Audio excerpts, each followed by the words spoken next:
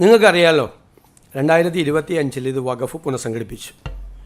ഇന്ത്യയിൽ വളരെ എതിർപ്പുകൾ പ്രതിപക്ഷം മുഴുവൻ എതിർത്ത് ഇത് പാസ്സാക്കിയ വഖഫ് ആക്ട്, സെൻട്രൽ ഗവൺമെൻറ് പാർലമെൻറ്റിൽ പാസ്സാക്കിയ വഖഫ് ആക്ട് പാസ്സായതിനു ശേഷം ആദ്യമായി രൂപീകരിച്ച വഖഫ് ബോർഡാണ് കേരളത്തിലേത് ആദ്യത്തെ.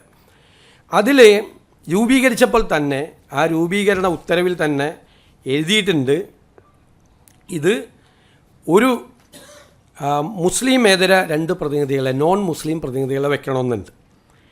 അപ്പോൾ അതിൽ ഈ ഉത്തരവിൽ തന്നെ ഉണ്ട്, മുസ്ലിമേതര പ്രതിനിധിയെ പൊതുകാര്യ പ്രസക്തരിൽ നിന്നും ബാർ കൗൺസിലിൽ നിന്നും തിരഞ്ഞെടുക്കുമെന്നാണ് സർക്കാർ അറിയിച്ചത്. അവർ 2 പേരെ പിന്നീട് നിയമിക്കും എന്ന് കഴിഞ്ഞ സർക്കാർ അറിയിച്ചു. അവരെ പിന്നീട് നിയമിക്കും. ബാർ കൗൺസിൽ ഇലക്ഷൻ നടക്കുന്നതുകൊണ്ടാണ് അതിനുശേഷം നിയമിക്കും. ആ ഉത്തരവിൽ തന്നെ ഉണ്ട് നോൺ മുസ്ലിം പ്രതിനിധികളെ, കാരണം സെൻട്രൽ ആക്റ്റാണ്. നോൺ മുസ്ലിം പ്രതിനിധികളെ, മുസ്ലിമേതര പ്രതിനിധികളെ പിന്നീട് വയ്ക്കും എന്ന് പറഞ്ഞുകൊണ്ടാണ് ഇത് വെച്ചത്. അതിനുശേഷം 4 ഹർജികൾ കോടതിയിൽ വന്നു.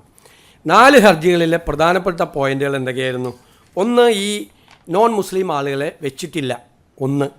രണ്ടാമത്, മുസ്ലിം വിഭാഗങ്ങളിലെ ഷിയ, ബോറ, ആഘാഖാനി, പിന്നോക്ക മുസ്ലിം ഇവരുടെ പ്രതിനിധികളെ വഖഫ് ബോർഡിൽ വെച്ചിട്ടില്ല.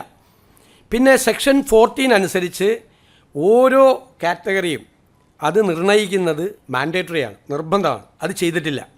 പിന്നെ ഇപ്പോൾ വെച്ചിരിക്കുന്ന ആളുകൾ യോഗ്യരായിട്ടുള്ള അല്ലാത്ത ആളുകളും വെച്ചിട്ടുണ്ട് എന്ന് പറഞ്ഞു. ഇതാണ് 4 ഹർജികൾ വന്നത്. ഇത് വന്ന ഉടനെ തന്നെ എന്താണ് ഞങ്ങളുടെ ഗവൺമെൻറ് എടുത്ത സ്റ്റാൻഡ്? എന്താണ് ഞങ്ങളുടെ ഗവൺമെൻറ് എടുത്ത സ്റ്റാൻഡ്? വളരെ കൃത്യമായിട്ട് ഞങ്ങൾ പറഞ്ഞു, കോടതിയിൽ ഞങ്ങൾ പറഞ്ഞു, വളരെ കൃത്യമായിട്ട് പറഞ്ഞു, ഇതെല്ലാം പരിശോധിച്ച് ഞങ്ങൾ വഖഫ് ബോർഡ് ഞങ്ങൾ കോൺസ്റ്റിറ്റ്യൂട്ട് ചെയ്യാം, പക്ഷേ ഈ ഹർജികൾ തള്ളണം എന്ന് ഞങ്ങൾ ആവശ്യപ്പെട്ടിട്ടുണ്ട്. ഹർജികൾ തള്ളണം എന്ന് ഞങ്ങൾ ആവശ്യപ്പെട്ടിട്ടുണ്ട്. കോടതിയിൽ ഞങ്ങൾ ആവശ്യപ്പെട്ടിട്ടുണ്ട്, ഹർജികൾ തള്ളണം എന്ന് ഞങ്ങൾ ആവശ്യപ്പെട്ടു. ഇനി ഇതിൻ്റെ മീതെ സുപ്രീം കോടതിയിൽ പോയി വഖഫ് ബോർഡ്. അപ്പോൾ അവിടെ വെച്ച് വഖഫ് ബോർഡ് എന്താ പറഞ്ഞിരിക്കുന്നത്? വഖഫ് ബോർഡിൻ്റെ ചെയർമാനടക്കമുള്ള ആളുകളെന്താ പറഞ്ഞിരിക്കുന്നത്? അതായത് അമുസ്ലിം അംഗങ്ങളെ സെക്ഷൻ 14 പ്രകാരം വെച്ചുകൊള്ളാം, ബാർ കൗൺസിലിൽ നിന്നും പൊതുകാര്യ പ്രസക്തരിൽ നിന്നും മുൻ വാഗ്ദാനം അനുസരിച്ച് ചെയ്തു കൊള്ളാം. ഇപ്പോൾ പോയില്ലേ ഇതെല്ലാം? അവർ പോയി പറഞ്ഞാണ്, സുപ്രീം കോടതി പോയി പറഞ്ഞാണ് വെച്ചുകൊള്ളാം. സെക്ഷൻ 14 പാലിച്ച് വഖഫ് മുന്നോട്ട് കൊണ്ടുപോകാൻ അനുമതി വേണം. കേരള സർക്കാർ ഹൈക്കോടതിയിൽ ഹർജി തള്ളണം എന്ന് പറഞ്ഞിട്ടും ഹൈക്കോടതി തള്ളിയില്ല.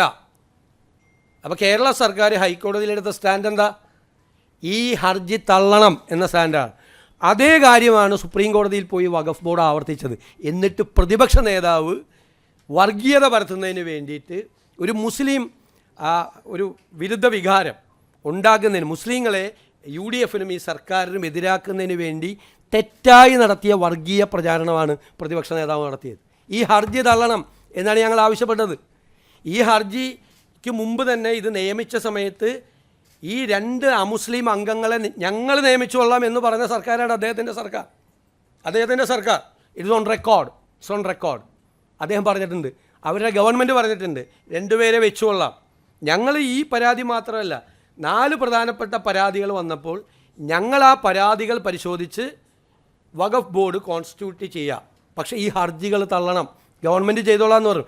ഗവൺമെൻറ്റിൻ്റെ ഈ സ്റ്റാൻഡിനെയാണ് വഖഫ് ബോർഡ് പോയി സുപ്രീം കോടതിയിൽ പോയി ഉയർത്തിക്കാട്ടിയത്.